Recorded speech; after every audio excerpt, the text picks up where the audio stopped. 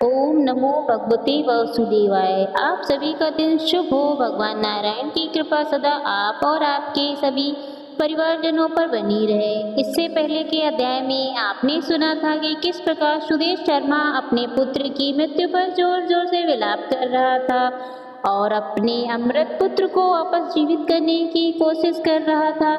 इसी बारे में आगे पूछते हुए देव ऋषि नारद जी नारायण मुनि से पूछा, हे देव। उसके बाद साक्षात भगवान वाल्मीकि मुनि ने राजा दृढ़धनवा को क्या कहा, सो आप कहिए। श्री नारायण बोले, नारद जी, राजश्री दृढ़धनवा अपने पूर्व जन्म का वृत्तांत सुनकर आश्चर्य करता हुआ मुनि श्रेष्ठ वाल्मीकि मुनि से पूछता है कि ब्राह्मण आपके नवीन नवीन सुंदर अमृत के समान वचनों को बारंबार करके भी तृप्ति नहीं हुआ, इसलिए फिर से उसकी बात का वृत्तांत कहिए। तब वाल्मीकि मुनि कहने लगे, जगतपति, इस प्रकार उस ब्राह्मण के विलाप करते समय गर्जना से दसों दिशाओं को गुंजित करता हुआ असमय में होने वाला मेघ आया, पर्वतों को कांपने के समान दर्शन स्पर्शों वाली यूं बहने लगी और बिजली अत्यंत चमकती हुई अपनी आवाज से दसों दिशाओं को पूर्ण करती थी। इस तरह 1 मास तक वर्षा हुई जो जल से पृथ्वी भर गई, किंतु पुत्र शोक रूपी अग्नि के तप से संतप्त ब्राह्मण कुछ भी नहीं जान सका। उसने ना तो जलपान किया और ना ही भोजन किया, केवल हे पुत्र, इस प्रकार का विलाप करते हुए उस ब्राह्मण का उसे समय जो मास व्यतीत में कृष्ण चंद्र का प्रिय पुरुषोत्तम मास था, सो जानते हुए भी उसे ब्राह्मण को पुरुषोत्तम मास का सेवन हो गया। वह स्वयं प्रकट हुए। जगत के नाथ हरि भगवान के प्रकट होने पर मेघ समूह अचानक ही गायब हो गया।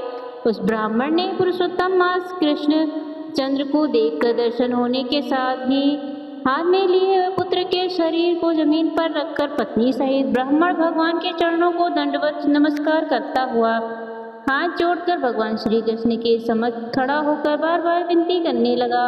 भगवान भी पुरुषोत्तम मास की सेवा से प्रसन्न होकर अमृत की वर्षा करने वाले अत्यंत मधुर वाणी से बोले, तुम धन्य हो। इस समय आप भगवान हो और आपके भाग्य के वर्णन करने में भला त्रिलोकी में कौन समर्थ है। जो तुम्हारा होने वाला है उसको हम कहेंगे। ब्राह्मण 12,000 वर्ष की आयु वाला पुत्र तुम्हें प्राप्त होगा। इसके बाद तुमको पुत्र से होने वाले सुख भी कोई संदेह नहीं।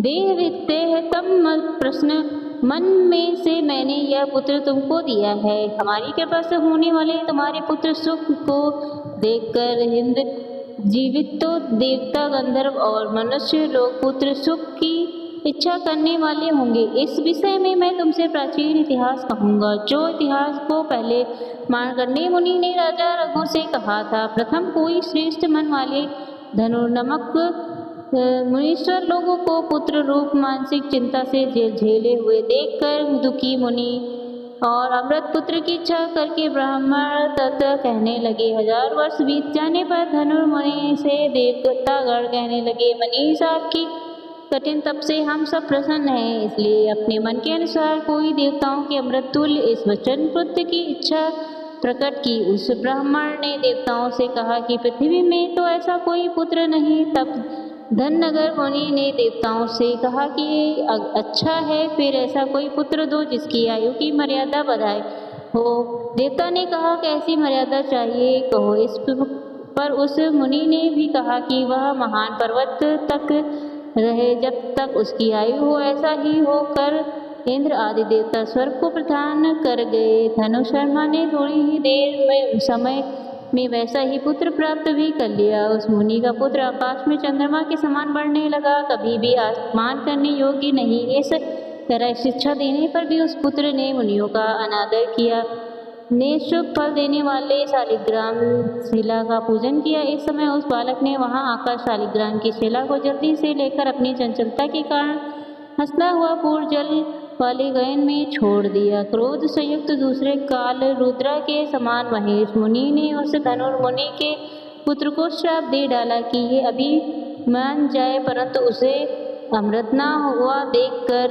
मन में मृत्यु के कारण का ध्यान किया। आखिरी इसकी मृत्यु क्यों नहीं हुई। देवताओं ने इस मधुर मुनि के पुत्र को निर्मित आयु वाला बनाया है। इस समय चिंता करते हुए मैं मुनि ने लंबी सांस ली, जिससे कई कोटि महेश पैदा हो गए और उन मनुष्यों ने पर्वतों को टुकड़े टुकड़े कर दिए। इस समय मुनि का अत्यंत दूरमित लड़का मन में आ गया। धनो मुनि ने अत्यंत दुख से बार बार विलाप किया।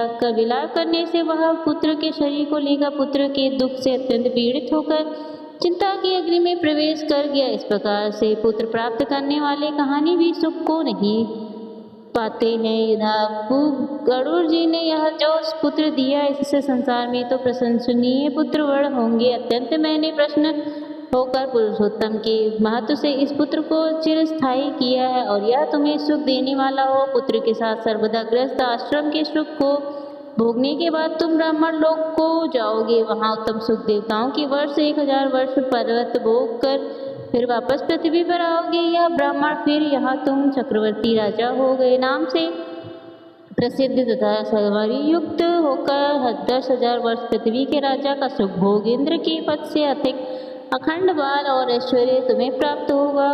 उस समय यह गौतमी पत्नी पटरानी हुई थी। नित्यपति सेवा में तत्पर रहगन सुंदरी नामक वाली होगी। राजनीति विषाद तुम्हें कर पुत्र होंगे और सुंदर मुख वाली महाभारत सुशीला नाम की कन्या होगी। महाभारत शुरू और असुरों को दुर्लभ संसार के सुखों को भोग कर तुम संसार रूपी समुद्र के पार करने वाले श्री विष्णु भगवान को जब भूल जाओगे, तब ब्राह्मण उस समय वन में या तुम्हारा पुत्र शुक्र पक्षी होकर वट वृक्ष के ऊपर बैठकर वैराग्य पैदा करने वाले श्लोक को बार बार पढ़ना हुआ। तुम्हें इस प्रकार दिशा कराएगा। शुक्र पक्षी के वचन को सुनकर दुखी मन होकर फिर तुम घर आओगे। संसार के विषय सुखों को छोड़कर चिंता रूपी समुद्र में मगन है।